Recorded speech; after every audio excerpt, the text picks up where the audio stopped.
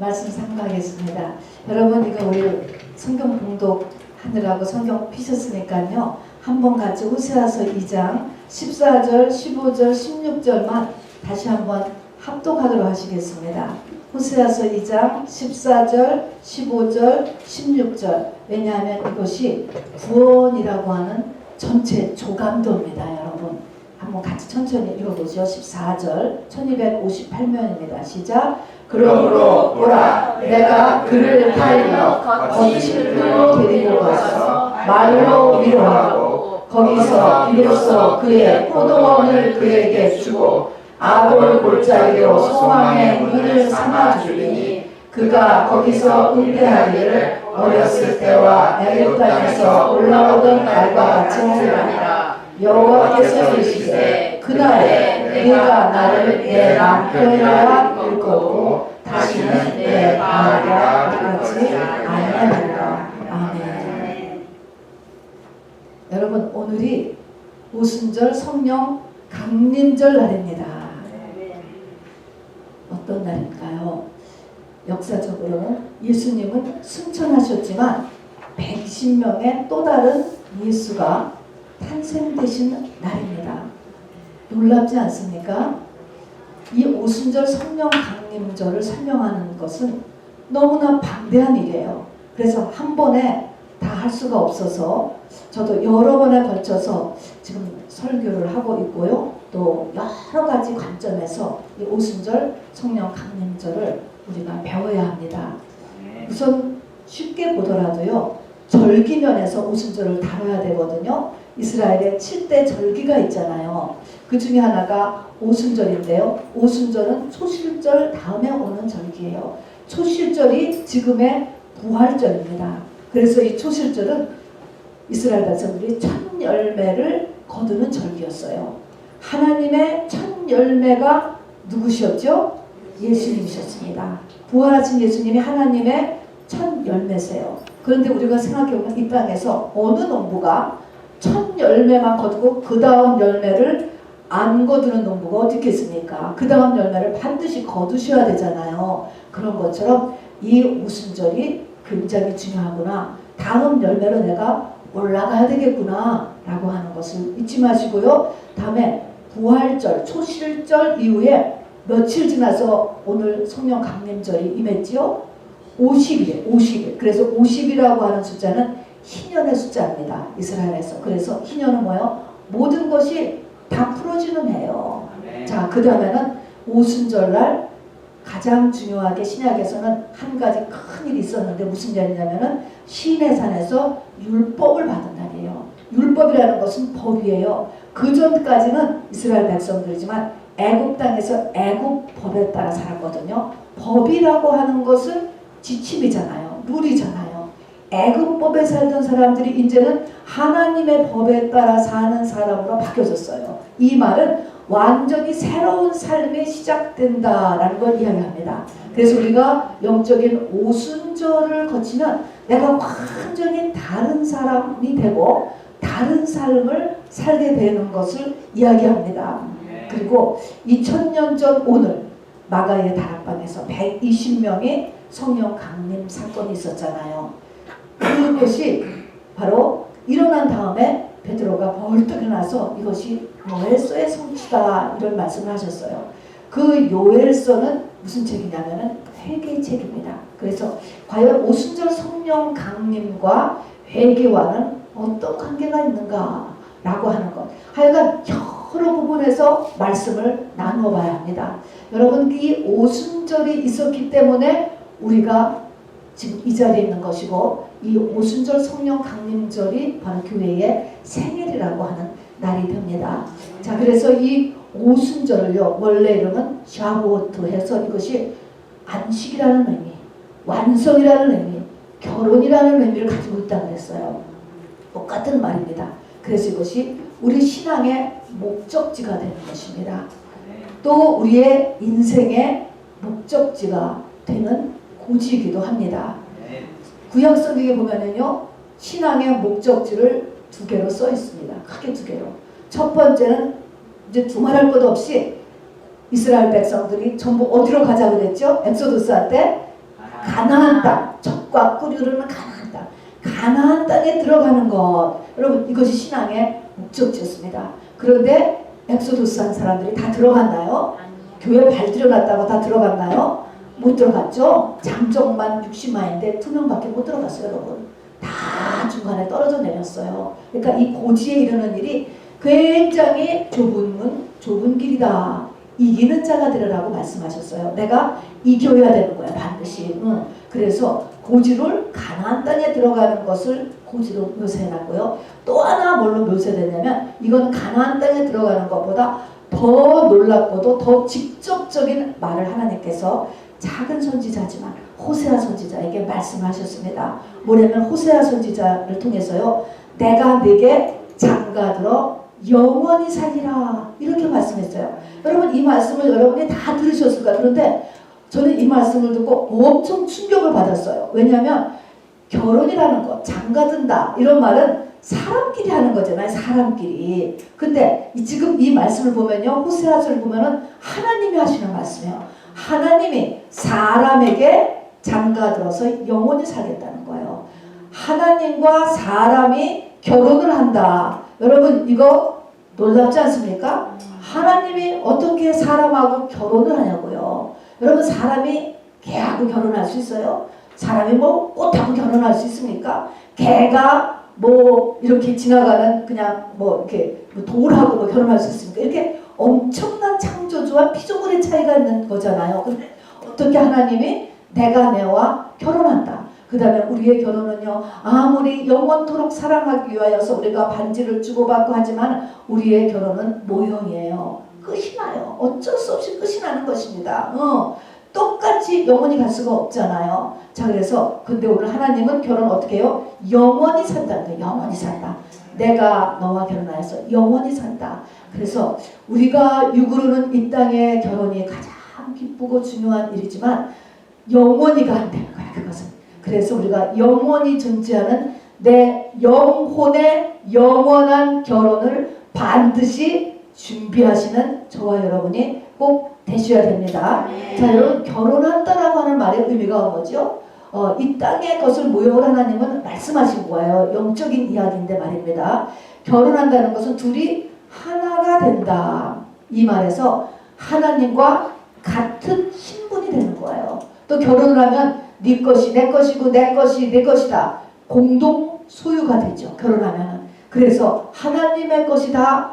내 것이다. 아까 여기 보니까 하늘이 내게 응답하고 땅이 내게 응답하고 그 다음에 모든 전쟁을 다 멈추고 하는 하여튼 신분의 변화와 모든 소유의 변화가 이것이 결혼한다라는 의미예요. 두 번째의 우리의 중요한 이 메시지는 뭐냐면 그래서 우리가 하나님이 우리에게 장가들어서 결혼하기를 원한다. 그러면 이제 내 신분이 이제 그렇게 격상하는 것입니다. 그런데 그렇게 하기 위해서 결혼하기 위하여서 가로막힌 게 뭘 것 같아요, 여러분?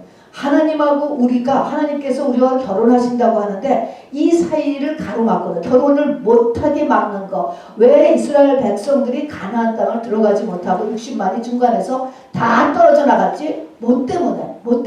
그러니까 하나님과 우리 사이에 뭐가 가로막혀서 둘이 하나 되질 못하느냐? 한 글자죠. 죄입니다, 여러분. 죄. 자, 그래서 죄의 문제를 해결하는 거예요. 이 죄의 문제를 해결하는 것이 우리의 교회 생활 전체예요. 사실은 말입니다. 자, 우리가 이 땅에서도 결혼을 하려면요. 남자도 오케이 해야 되고 여자도 오케이 해야 결혼이라는 것이 성립하는 것입니다. 자, 그러면 하나님도 오케이. 하나님은 이 오케이를 어떻게 하냐면은 창세전에 택했다고 그랬어요. 나는 몰라요. 우리는 몰라. 근데 창세전에 신부가 될 사람, 신부 후보자를 하나님이 다 택해놓았어요. 그러니까 하나님은 오케이 하셨어요. 자, 오케이 하고 이것은 신랑도요. 그냥 오케이 했다고 되는 게 아니고 지참금이 필요한 거예요. 지참금. 신랑의 폐물이 있어요. 아까 보니까 신랑의 폐물이 결혼할 때 뭐를 갖고 오냐면 공의와 정의와 은총과 긍휼과 십자가를 가지고 너한테 온다는 거예요. 여러분 이 공의와 정의와 은총과 긍휼과 진실함 이거를 가지고 온다. 이게 다른 말하면 하나님이 우리의 죄를 사해 주시고 우리 죄 때문에 가로막혔으니까 하나님이 그를 짊어지시고 우리에게 프로포즈한다. 그러니까 여기는 공의와 정의와 은총과 긍휼과 진실함은 한마디로 말하면 이것이 십자가예요. 십자가로 우리에게 결혼 폐물을 가지고 오셨습니다, 여러분. 자, 그러면 이제 신랑은 오케이 해서 창세전에 택한 신부를 이제 쫓아다니시는 것입니다. 그러면 신부는 우리예요. 자, 그러면 우리의 결혼 준비는 무엇일까? 교회에 그냥 나오기만 하면 될까? 내가 성령 세례 받아서 방언만 말할 수 있으면 되는 걸까? 그 사이가 전체 우리 구원의 과정이라고 얘기했는데 결혼이 딱 결정됐어. 이제 남자와 여자가 오케이 결혼합시다. 그래서 결혼하는 그 시점이 오늘 보니까 그 시점이 어디냐면 여기 호세아서에 보니까 한마디로 아골골짝이라는 거야. 광야를 거쳐서 아골골짝. 여러분 아골골짝이 뭔지 아세요? 아골골짝은 어디 나오는 얘기죠? 아간이라고 하는 사람이 하나님이 금지하셨는데 전리품을 몰래 감추었다가 들켰어. 죄가 발각이 났어요. 발각이 나가지고 돌에 맞아 죽은 곳이 아골골짝이에요. 완전히 그냥 끝났죠. 자, 이것으로 인하여서 이 아골골짝이가 하나님과의 결혼이 성사되는 곳이라는 거예요. 여러분 굉장히 어렵지 않습니까? 자, 그 과정을 보니까 신앙생활의 과정은 또 이것이 구원의 전체 조감도를 그려놓은 것이 아까 우리가 읽은 호세아서 2장 14절, 15절, 16절이라고 했어요. 그러니까 거기서 보니까 순서가 이렇게 나와요. 보라, 내가 그를 거친들로 데리고 가서가 첫 번째요. 거친들은 다른 말로 하면은 광야예요. 광야. 우리를 광야로 이끌고 간다는 것입니다. 여러분 하나님이 이끌고 가시면요. 이거를 막을 방도가 없어요. 여러분. 어떤 사람도 이거를 막을 수가 없어요. 여러분. 광야로 끌려 들어가게 되는 거예요. 거의 2밀리언이나 되는 사람들이 한 명도 빠짐없이 다 광야로 갈 수밖에 없었습니다. 우리의 인생도 마찬가지예요. 하나님이 신부 후보생으로 택한 하나님의 백성은 바로 다 광야로 끌려가게 되어 있습니다. 그런데 광야로 끌려가서 그 다음에 하나님이 뭐예요? 거기서 말로 위로하고 그랬습니다. 말로 위로하고. 자, 말로 위로한다. 여기서 볼까? 이게 말씀이에요. 광야에 가면은 우리가 신앙생활에서는 반드시 필요한 거가 하나님의 말씀입니다. 이 말씀이 있어야 돼요. 여러분 광야라고 하는 그 말의 히브리어 원어가 말씀이라는 것과 같은 의미를 가지고 있습니다. 그리고 거기서 비로소 그에게 포도원을 준다. 요 사이에 두 번째와 세 번째가 뭐가 속해있을까요? 광야의 고난의 삶이 들어있는 거예요. 내면과 환경에 끊임없는 문제, 눌림, 사고. 마치 바다가 광야고 바다가 세상인데 이 바다에 보면 이 풍랑이 계속적으로 밀려오잖아요. 바닷속에 리워야단이 있기 때문에 그렇죠. 그래서 우리의 삶에 우리의 끊임없이 풍랑이 치는 것입니다. 여러분. 이 풍랑을 통하여서 바로 우리에게 뭐가 오냐면은 포도원을 구해게 준다. 포도원이 바로 뭐냐면 하나님의 세계인 거예요. 여러분.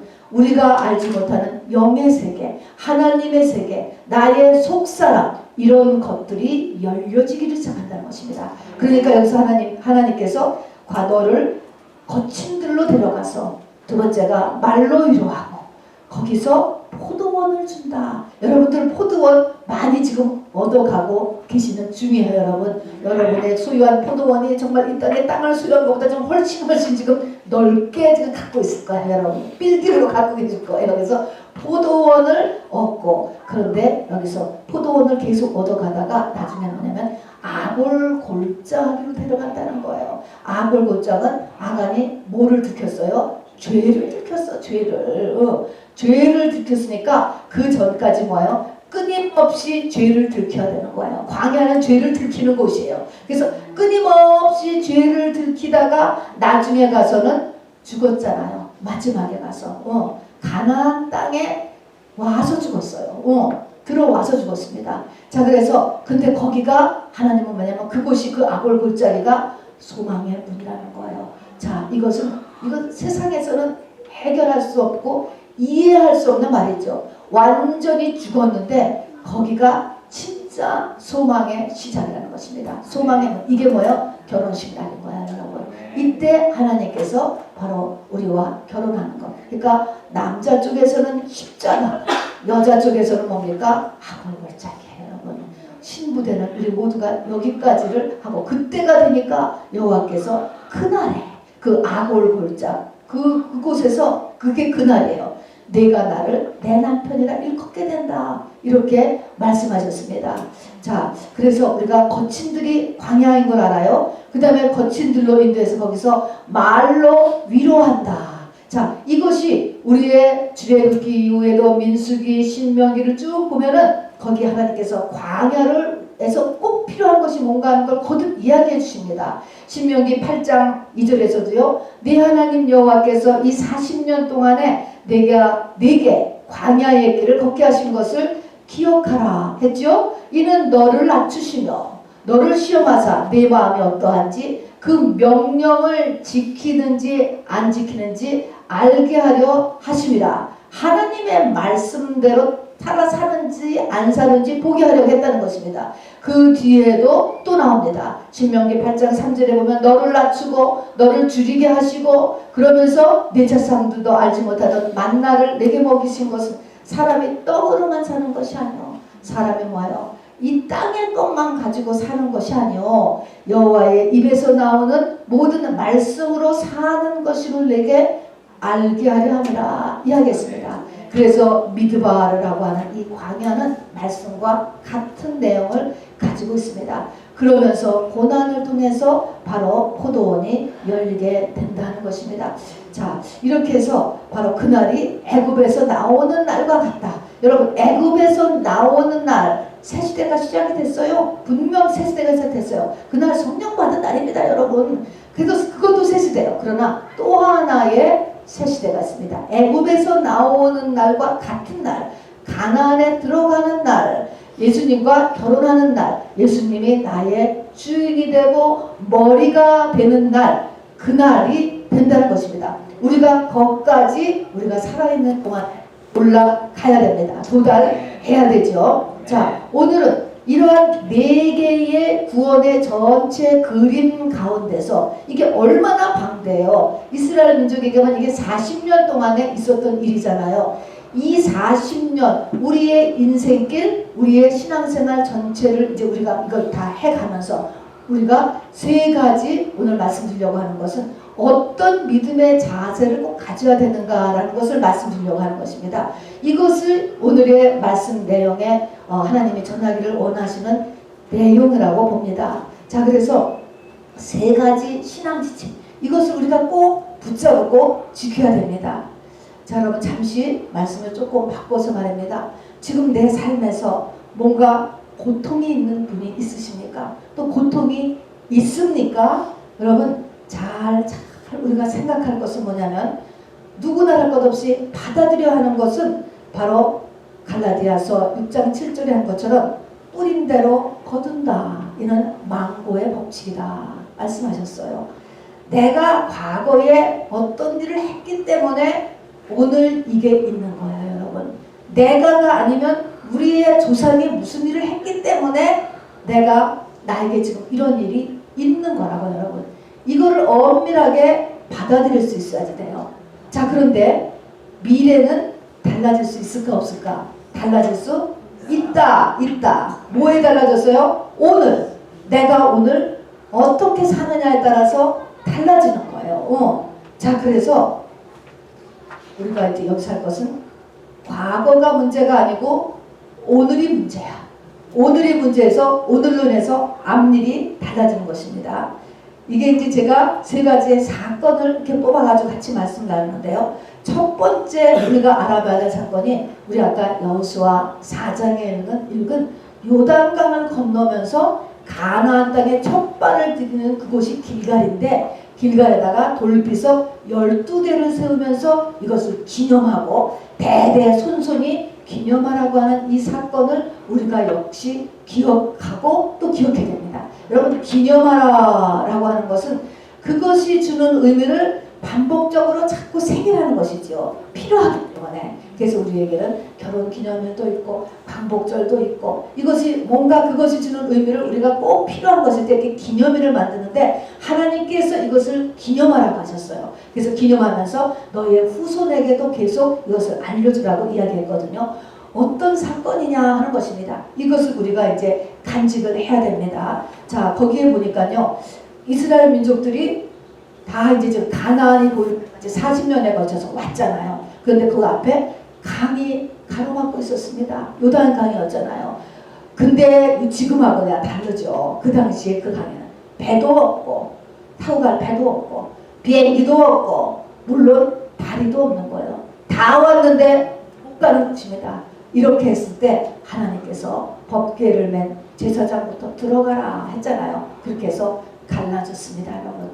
갈라지고 그러다가 그야말로 역시 2밀리언이나 되는 그 백성들이 강을 건너갔습니다. 근데 다 건너갔을 때 하나님께서 또 명령이 내렸는데 제사장들이 먼저 그 강 바닥에 쭉 서고 백성들이 그 옆을 지나갔어요. 근데 거기에 제사장들이 섰던 그 강바닥에다가 돌 12개를 요단강에서 건져가지고 세워놔라 라고 하는 한 명령을 했고요. 그 다음에는 또 돌 12개를 주어서는 갖고 나가, 이번에는 갖고 나가서 저 가나안 땅 입구에다가 12개 이렇게 세워놓으라고 하셨습니다. 자, 그리고 나서 이렇게 그래서 그대로 다 한 이야기입니다. 여러분, 여기서 12개의 돌비석, 12개는 이 무엇을 상징할까요? 누구를 상징하는 거죠? 이스라엘 민족 전체 12부족으로 되어 있으니까. 그래서 12부족은 지금 물속에 강바닥에 세웠으니까 이스라엘 민족이 지나간 다음에 물이 다시 내려오니까 어떻게 됐어요? 잠겨버렸죠? 돌이 물속에 잠겨버렸으니까 어떻게 됐을까요? 죽었죠. 자, 그러니까 물에 잠겨버린 12개의 돌이 있어요. 그 다음에 나가서는 역시 강바닥에서 꺼내온 돌 12개가 이렇게 서 있는 거예요. 그러면 지금 볼 때는 뭐가 보이죠? 12개의 바로 돌만 이렇게 보이게 되는 것입니다. 길갈, 가나안에 서 있는 돌이 이렇게 서 있는 것이죠. 여러분, 이것을 우리가 여호수아서 4장 19절에 이렇게 아까 우리가 읽었는데 가기 보면은요, 이 4장 19절 아까 우리 읽은 것에 보면은 이 일이 언제 그 길갈에다가 돌비석을 세운 게 언제냐면은 첫째 달 10일에 백성이 요단에서 올라와 요단에서 가져온 그 12돌을 여호수아의 명령 안에 길갈에 세웠다. 근데 그 달이 10일이래. 10일. 여러분, 10일 하면은 무슨 생각이 나죠? 바로 10일 하면은 어린 양을 구입해가지고 가지고 있다. 이제 이거 잡을 양이에요. 어린 양을 구입하고 그달 13일에 잡잖아요. 6월절 하는 거 행사할 때 말입니다. 그래서 이때 10일에서 이걸 세웠다라는 것은 이 행사가 무엇을 나타내느냐? 십자가와 부활을 나타내는 거예요. 10일에 강을 건넜다는 것은 십자가를 나타내는 사건을 똑같이 보여주고 있는 것입니다. 자, 그러면은 어쨌든 간에 이제 나왔어요. 왜 이스라엘 민족들을 가지고 돌이라고 이야기했죠? 돌로 상징을 했을까? 돌 하면 여러분, 돌은 성전을 짓는 재료에 들어가요. 모퉁이돌, 또 머릿돌 이렇게 해가지고 성전의 재료다라고 하는 의미에서 돌로 이렇게 쓰는 것입니다. 주춧돌, 모퉁이돌 다 돌인 것입니다. 자, 그래서 이제 이렇게 나왔는데 지금 어쨌든 나왔어. 그러면 여러분,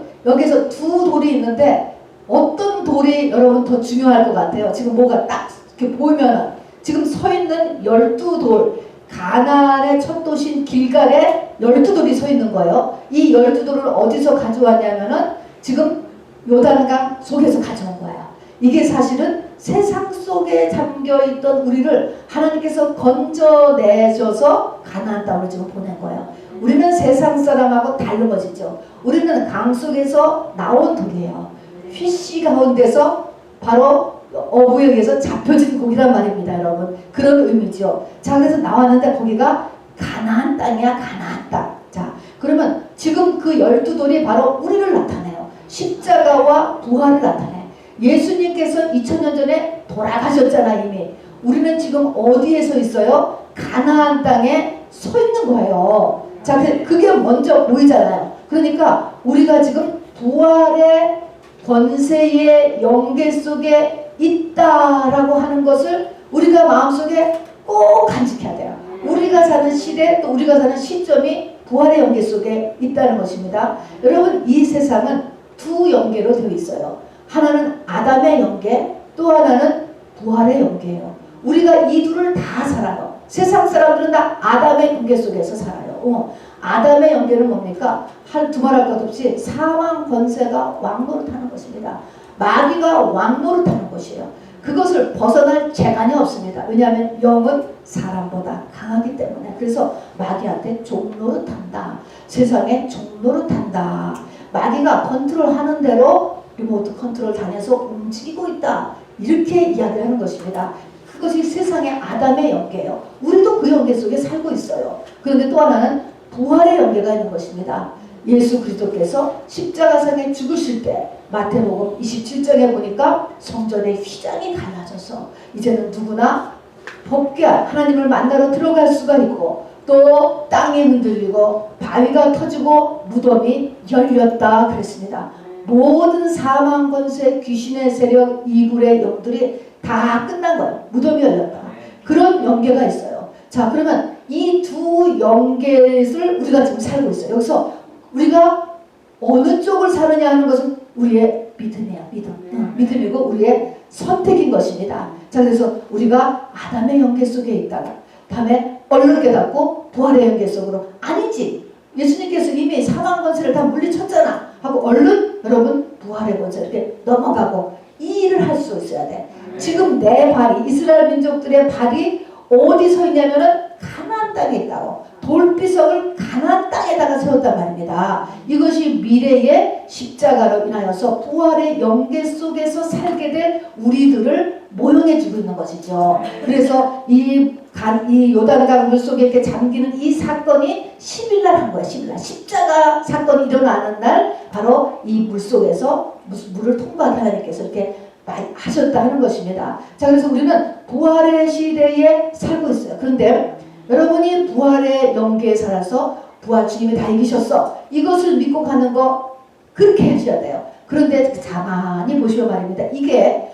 잘 안 될 때가 있어요. 왜 나에게는 사망 권세가 이렇게 물러가지 않지? 어떤 거는 되는데 어떤 거는 왜 이렇게 잘 안 되지? 왜 안 되는가? 이것이 뭐냐면은 왜 안 되느냐? 이 부활의 연계는 어디하고 맞물려 있냐면 요단강 속에 지금 이렇게 잠겨져 있는 12개의 돌 십자가하고 연결되어 있는 거예요. 뭡니까? 나도 똑같이 예수님같이 겉사람이 죽지 않으면 죽지 않는다 죽는다 라고 하는 말은 죄에 대해서 세상에 대해서 자아에 대해서 죽었다고 간주하는 거예요. 나를 죽은 자로 여기는 거예요. 로마서 보면 죽은 자로 여기는 훈련이 돼 있을 때 이 부활의 권세가 맞물려서 일어나는 거예요. 십자가와 부활은 이것이 그 근본을 이루는 것입니다. 그러니까 내 겉사람이 하나도 죽지 않은 상태에서는 이 부활의 권세가 어느 만큼 가다가 이게 워킹을 안 하고 스톱이 됩니다. 여러분 그거는 내 쪽에 이 십자가 나의 겉사람이 죽는 일을 같이 맞춰나가야 되는 거예요. 자 이렇게 언뜻 보면은 저거는 이미 내가 죽었잖아요. 물속에 잠겨버려서 그 돌이 안 보이잖아요. 그러면 아 죽었구나. 나의 옛사람이 겉사람이 죽었구나. 죽은 자로 여겨져야 되는데 이게 안 여겨져. 여러분 자기를 죽은 자로 여겨지는지 안 여겨지는지를 한번 보세요. 이것이 죽은 만큼 이 부활의 권세가 나한테서 워킹할 수 있는 것입니다. 분노가 일어나요. 화가 나, 열받았어. 죽은 사람이 열받나요? 죽은 사람은 열 안 받아요. 세상에 지금 뭔가가 막 유혹을 해. 죽은 사람이 세상에 유혹받습니까? 안 받아요. 여러분. 저러면 자존심. 죽은 사람이 자존심이 있어요. 죽은 사람을 뺨을 치고 침을 뱉건 아무 반응이 없어요. 죽었다. 내가 죽었다. 그래서 나에게 오는 이 겉사람의 모든 것을 내가 스탑을 할 수 있는 상태. 이게 죽은 자로 여길 수 있는 거예요. 근데 머리로는 아는데 안 돼. 그렇게 하고야 말아. 이거는 뭐예요? 아직 안 죽은 거지. 그렇게 이게서 이 두 가지가 이 되는 훈련. 이것을 하기 위해서 하나님께서는 광야에서 바로 말로 위로하고 또 말로 이루고 그러면서 우리에게 포도원을 주시면서 이끌어가는 거가 아골 골짜기까지 이끌어 가신다. 봐요. 고난이 우리 속에 이제 같이 일어나게 된다는 것을 이야기합니다. 여기서 우리가 또 참조로 알아들 것은요. 여러분, 요단강을 가르고 건너오자 요단강 물이 다시 차서 그 돌은 잠겨서 안 보였죠. 그리고 요단강 물이 얼마나 당시에는 일이 깊었는지 돌아갈 수가 있어요, 없어요? 돌아갈 수가 없어요. 자, 이것은 홍해하고도 똑같아요. 홍해를 가르고 엑소도서 때 나온 다음에 그 길을 애굽의 군인들이 막 쫓아왔을 때 다시 홍해가 닫혔잖아요. 그래서 그들이 다 죽은 것을 봤다 그랬어요. 그것을 보는 이스라엘 백성들에게 하나님은 뭐를 가르쳐 주냐면 과거로 돌아갈 수 있다 없다. 과거는 못 돌아가는 거예요. 과거는 끝난 거예요. 끝난 거예요, 여러분. 자, 그래서 여러분 절대로 과거에 매여 살면 안 돼요, 여러분. 과거에 매여 살면 안 되고요. 자, 그 다음에 그러면 과거에 매여 살지 않으면 어떻게 해야 되느냐? 과거에 대한 해석을 우리 믿음에 따라서 다시 할 줄 알아야 돼요. 과거에 대한 것을. 이제 믿음을 갖고 보니까 내 눈이 달라지는 거예요. 내 생각이 달라지는 거예요. 아, 내가 나한테 왜 그런 일이 있었지? 지금 보니까 그때 내가 그냥 우리 집안의 역사는 조상의 저주에 휘말렸었구나. 이렇게 생각하는 것이죠. 아, 이러면 조상의 저주를 회개하는 것입니다. 그리고 그런 일을 다시는 안 해야 되는 거죠. 또 이렇게 보니까 지금 보니까 그때 정말 귀신 장난이었는데 내가 귀신 장난에 완전히 속았네. 그런 거요. 내가 이제는 내가 뭘 분별할 줄 아니까 그렇게 하지 말아야지. 그런 것들 예수 이름으로 쫓아내버리고 그냥 말아야지.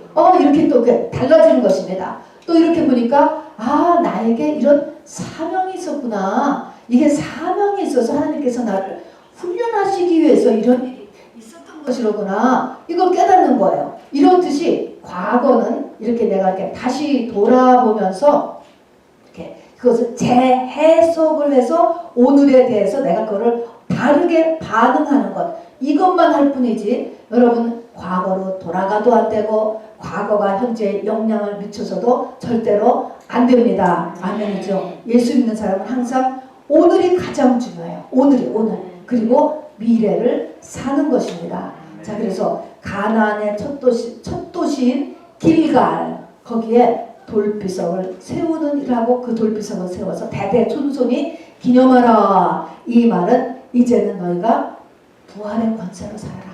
그러면 이 부활의 권세는 뭐하고 맞물려 있어요? 바로 요단 강 속에 수장되어 있는 나의 겉사람이 죽는 일과 직결돼서 직결. 그것 때문에 우리가 성만찬을 하는 거예요. 이 성만찬은 예수 그리스도의 죽으심을 기념하는 거예요. 죽으심을 기념하라. 그의 죽으심에 연합하라. 장대에 높이 달린 노뱀을 바라보라 그랬어요. 그러면 그 노뱀은 산 노뱀이 아니고요. 죽은 뱀이에요. 죽은 예수를 바라보는 거예요. 그 말은 뭡니까? 너도 같이 죽어라는 거예요. 죽어. 우리의 겉사람이 죽는 것. 이것이 모든 문제의 사실은 해결책이에요. 부활의 권세를 잡는 것은 우리가 많이들 알아요. 그런데 이것이 왜 가다가 아무렇지도 않게 그냥 없어지느냐? 바로 이 성만찬의 그 의미. 주님이 죽은 것 같이 나도 이 주님의 이 살과 피를 먹고 죽어야 되는 일이 소홀히 됐기 때문에 우리가 성만찬을 하면서 이것을 다시 한번 우리가 이렇게 결단하는 것입니다. 기념하는 것이죠. 자, 그래서 첫 번째는 부활의 권세로 살아라는 것입니다. 두 번째는 뭐냐면 이스라엘이 40년을 광야에 살았는데요. 지금도 그렇지만 제일 사람이 사는데 중요한 게 먹고 사는 일이잖아요. 먹어야 살잖아요. 두말할 것 없이. 먹어야 되는데 이스라엘 민족들이 뭘 먹고 살았죠? 40년 동안? 만나라는 걸 먹었잖아요. 만나를 먹었어요. 자, 근데 만나의 특징이 뭐냐? 만나는 하늘에서 내렸어요. 자, 그래서 여기 보니까 이제 출애굽기에도 보면은 내가 너희를 위하여 하늘에서 양식을 비같이 내리리니 백성이 나가서 일용할 것을 날마다 거둘 것이라. 이거 안 먹으면은 죽어. 근데 이것은 유구에 먹는 것이었지만 이 내용은 하늘에서 내렸다. 그래서 이것은 우리의 영의 양식을 나타내는 것이죠. 속사람의 양식을 이야기하는 거예요. 하나님의 말씀이 우리에게는 매일 필요하다는 것입니다. 자, 이것을 매일 날마다 거둬야 되는 거예요. 지나면은 토요일을 빼놓고는 다 이것이 만나가 썩어버렸어요. 이 말이 무엇이냐? 믿음은 뭐예요? 믿음은 현재요. 그리고 우리 성령 또 하나님의 양식은 어떻게 돼요? 날마다 뭐가 돼요? 우리 믿음의 단위는 하루입니다, 여러분. 1년 전에, 6개월 전에, 3년 전에 내가 그냥 정말 죽은 자를 살리고 성령이 충만한 것이 과거예요. 그것도 여러분. 지금하고 영적인 거는 상관이 없어요, 여러분. 그러면 우리의 영은 비어있는 데가 없습니다. 성령이 빠져나가면 뭐가 들어가요? 사람의 영이 들어가든가 세상 영이 들어가게 되어 있어요. 항상 거기 비어있는 적이 없으니까. 자, 그래서 과거의 만나는 다 벌레 먹고 썩었어요. 자, 그래서 어제의 물을 가지고 오늘의 물레방아를 돌릴 수 없어요. 여러분, 저도 마찬가지예요. 저도 그래서 같이 말씀을 이렇게 먹고 그 말씀이 정말 하늘에서 주시니까 또 같이 채우고, 똑같은 말씀이라 하더라도 똑같은 밥 라이스를 맨날 먹는 것처럼 또 먹는 것입니다, 여러분. 여러분도 마찬가지일 거예요. 그런데 여러분, 특별히 염려되는 것이 코로나 2년 반을 지나면서 매일의 만나 먹는 것이 성도들이 전체가 다 흐지부지해졌습니다, 여러분. 자, 그런데 마지막 시대는 어떤 영이 역사합니까? 착각의 영이 역사하는 거야. 라오디게아 교회 시대. 내 눈먼 것과 내 벌거벗은 것을 알지 못하는도다. 과거에 믿음이 있었던 거. 이것만 가지고 알지만 실제로는 뭐예요? 믿음이 없어. 이미 없어, 여러분. 이런 상태. 그래서 우리가 만나를 먹고 살아야 되는데 이 만나는 오늘에 받는 은혜가 있어야 돼요. 날마다의 은혜가 있어야 돼요. 날마다의 성령이 있어야 돼요. 어떤 형태로지 간에 날마다 성령의 은혜를 받지 않으면 우리는 살 수 없다. 육의 밥을 여러분 며칠이나 안 먹고 살 것 같아요. 여러분 3데이 금식하는 거 쉽지 않아요. 3일 금식, 여러분 3일 금식 어렵잖아요. 우리의 영이 똑같은 거예요. 우리가 육은 영의 삶을 모형하도록 하나님 만드신 것이니까 내가 3데이 밥을 안 먹은 거하고 똑같이 내 영이 3일 동안 하나님의 말씀과 상관없이 지냈어. 여러분 어떻게 되는 거야? 3일을 내가 밥 굶은 거하고 똑같다니까요, 여러분. 이런데 과거를 생각하고 이 거짓의 원조인 마귀가 착각을 주니까 이런 줄 안단 말입니다, 여러분. 이래서 굉장히 많은 문제가 지금 일어나고 있어요. 그래서 두 번째는 뭐냐면 오늘의 은혜로 사는 훈련. 자, 첫 번째는 부활의 권세로 사는 훈련. 부활의 연계로 살아야 돼. 두 번째는 오늘의 은혜로 사는 훈련을 해야 돼. 이것이 쌓여서 가나안을 들어가는 것입니다, 여러분. 이것이 잘 안 되면 중간에 다 떨어져 나갔어요. 그렇게 되는 것이죠. 그 다음에 세 번째는 뭐냐면요. 광야 40년을 지나는데 성경에 보면은 민수기에도 그렇고 출애굽기에도 그렇고 이사를 몇 번 갔는지 아세요? 42번이에요. 42번. 이사를 갔다라는 것은 장소적인 개념인데 이것은 우리 인생의 여정을 나타냅니다. 이런 여정도 있고 저런 여정도 있고 그런 여정도 있고 많은 인생의 여정을 믿음의 고지에 올라갈 때까지 많은 인생의 여정을 거쳐요. 자, 거기에 보면은 시작부터 엘림이라는 곳이 나와요. 엘림이라고 하는 지역은 12샘과 70종려나무가 있는 곳이에요. 와, 여기가 좋사오니 거기 그냥 살았으면 좋겠다. 이스라엘 백성들이 다 그랬었어요. 그런 데서는 좋잖아요. 마라의 쓴물 같은 데를 막 지나왔는데 지금 이제 마라의 쓴물 때문에 엘리멜을 넣었으니까 여기서 그냥 지내자. 여기서 이렇게 하고 있었는데 뭡니까? 하나님께서 모세를 통해서 제가닥도 끌고 가시는 것입니다, 여러분. 그래서 42번의 인생의 여정을 지나가는데 여러분 우리는 가야 될 곳이 따로 있다라고 하는 사실이에요. 우리의 인생이 어디로 가야 되는가는 이 목적지를 잊어버리면 안 된다는 것이죠. 머물고 싶은 순간도 있고요. 머물고 싶은 장소도 있을 거예요, 여러분. 그러나 머물고 싶은 물론 상태도 있죠. 그러나 바로 우리의 인생이 어디로 가는 건가? 단순히 아니 그냥 무덤에 가서 휘너럴로 그냥 죽는 거지. 그거는 육의 모습이에요. 육의 모습. 그것은 이제 영의 눈이 딱 열고 나면 거지 나사로와 부자같이 완전히 다른 나와 세계가 세계 속으로 우리가 그냥 진입하게 되는 것입니다, 여러분. 나라고 하는 것은 어디서 느껴요? 영에서 느끼는 거예요. 그러니까 나는 똑같이 느껴요. 내가 죽었네? 내가 몸을 벗었구나. 다른 몸을 벗었구나. 내가 똑같이 느껴요. 영은 그대로 있기 때문에. 자, 그래서 이렇게 이 목적지, 영원히 존재하는 내 영의 목적지가 어딘가라고 하는 것을 잊지 말아야 됩니다. 그러니까 젖과 꿀이 흐르는 가나안을 간다라고 하는 이 가나안, 당신은 육의 가나안, 팔레스타인 땅이었어요. 거기가 목적지, 거기를 향해서 가는 것입니다, 여러분. 그런 것처럼 이거를 표대라고도 얘기했죠. 그래서 사도 바울 같은 경우에는 권투, 당시에 권투 경기가 많이 있었으니까 권투를 하는데, 펀치를 하는데 허공을 치지 아니하며 정확하게 때릴 사람을 때려야 되잖아. 목적지를 때려야 된다는 것입니다. 펀치를 해서 자기의 있는 모든 힘을 다해서 어디에 썼다고, 자기 인생은. 그것이 목표를 잘 맞춰야 된다. 어디에 나의 에너지를 쓰느냐 하는 것입니다. 또 히브리서 12장에 보면 마라톤 경기하는데 결승선이 나는 거예요. 결승선은 저기가 결승선인데 이쪽을 향해서 죽으라고 뛰면은 다 끝나고 나서 뭐예요? 다시 갈 수 없는 거예요. 아까도 얘기했지만은 과거는 돌아갈 수 없다, 여러분. 모든 과거가 돌아갈 수 없다. 아, 내가 헛살았구나. 그러면 오늘부터 부지런히 가야 되는 거예요. 과거는 세상하는 게 낭비예요. 자, 그래서 결승선이 어딘가? 그래서 표대를 향하여 다른 박질한다. 그랬습니다. 그래서 우리가 갈 곳이 어디예요? 우리가 갈 곳이 영적인 가나안이에요. 우리가 갈 곳이 예수야, 예수. 그리스도의 장성한 불이 머리식 예수까지 가는 것. 이게 또 다른 말로 인생의 오순절을 맞는 것이죠. 120명의 운도같이 마가 다락방의 성령 강림절을 맞은 것처럼 우리도 성령 강림절, 오순절 성령 강림절을 내 인생이 있을 동안에 맞는 것. 이게 목적지예요. 그 다른 말로 예수님과 결혼하는 거예요, 여러분. 이것이 내 인생의 사실상의 목적지예요. 그러면 이거를 하면 세상 일은 엉망으로 해야 되느냐? 성경은요 분명히 약속하고 있죠. 영혼이 잘 되면 범사가 잘 되고 강건해진다.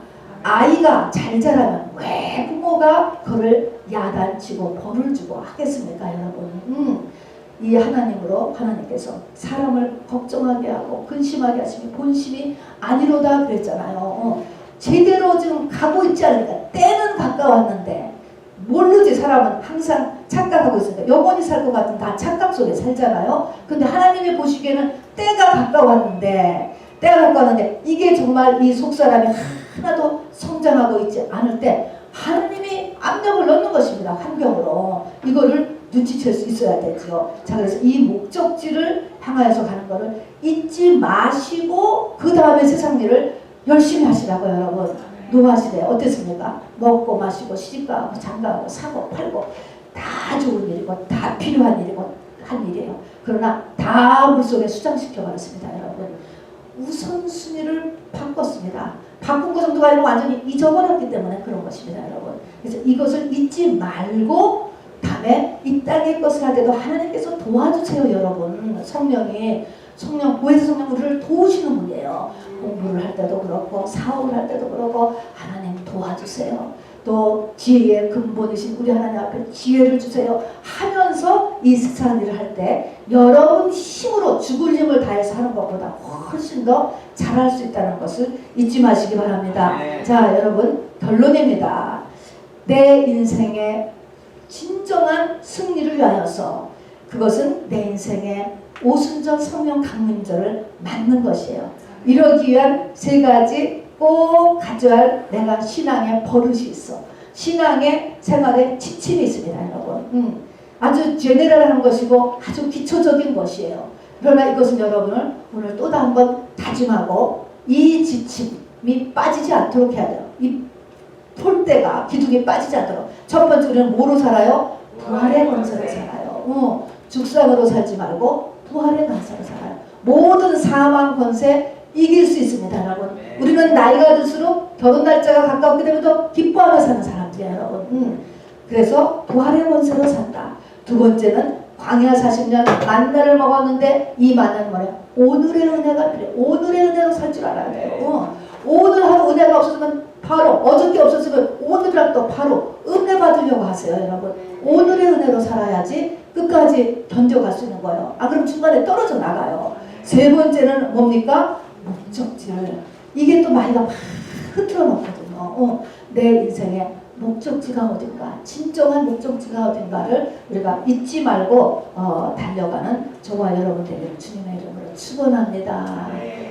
여러분 우리 이 시간에 잠시 말씀을 생각하시면서 기도하시겠습니다. 우리 송만찬 우리 이 시간에